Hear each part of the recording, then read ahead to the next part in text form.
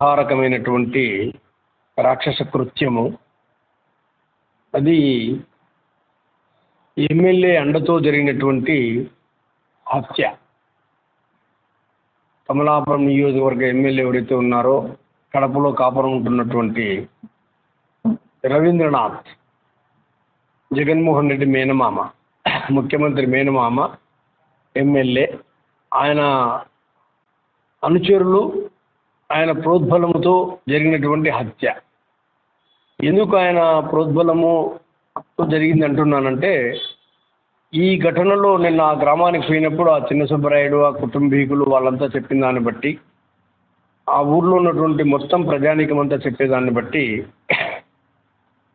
ఇందులో పోలీసుల పాత్ర ఎస్ఐ, అలాగే ఎంఆర్ఓ పాత్ర పూర్తిగా ఉంది. వాళ్ళకి తెలిసే ఇది జరిగింది, ఇది జరుగుతుంది, మా పొలాన్ని ఆక్రమిస్తున్నారు, మమ్మల్ని ఇబ్బంది పెడుతున్నారు అని ఒకటికి 10 సార్లు వాళ్ళు అన్ని దొంతర్లలో అన్ని చోట్ల సంప్రదించి భంగపడినా కూడా అటు పోలీస్ అధికారులు కానీ, ఇటు రెవెన్యూ అధికారులు కానీ, జిల్లా ఎస్పీ కానీ, జిల్లా కలెక్టర్ కానీ స్పందించని పరిస్థితుల్లో ఇక మాకు అడ్డు లేదు అనేటువంటి ఒక అహంకారంతో విర్రవీగుతున్నటువంటి వ్యక్తులు గతం నుంచి ఆ కుటుంబం పైన కక్ష పెంచుకొని వారికి ఉన్నటువంటి సొంత పొలాన్ని లాక్కోవాలని చూసేటువంటి దుండగులు ఈ హత్యాకాండకు పూనుకున్నారు.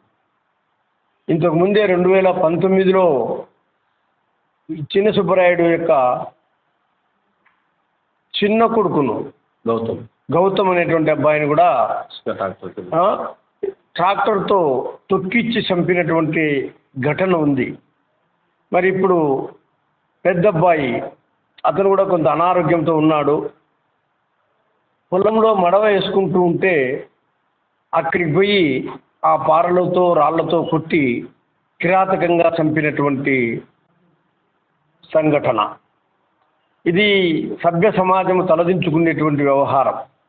ఎందుకంటే ఆ గ్రామంలో ఇప్పుడు ఎవరైతే హత్య చేశారో వాళ్ళు పుట్టక ముందు నుంచి ఆ గ్రామంలో సంసారం ఉన్నటువంటి, స్థిరాస్తి కలిగినటువంటి, కొద్దో గొప్ప ఆర్థికంగా కూడా ఎసులుబాటు కలిగినటువంటి, ఒకరిని యాచించకుండా బ్రతకగలిగినటువంటి, సొంతంగా బ్రతకగలిగినటువంటి స్తోమత కలిగినటువంటి కుటుంబం.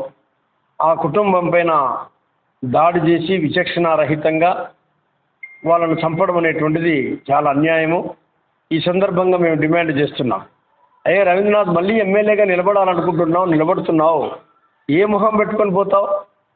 ఇప్పటికీ అక్కడ ఎవరెవరు దాంట్లో బాధ్యులు అని చెప్పేసి బాధితులుగా ఉన్నటువంటి వాళ్ళు కంప్లైంట్ ఇచ్చిన తర్వాత కూడా పోలీసులు ఎఫ్ఐఆర్ నమోదు చేయకుండా, అసలు దోషులను పట్టుకోకుండా వాళ్ళని తప్పించి వేరే వాళ్ళని పట్టుకునే దానివల్ల ఉపయోగం ఏముంది?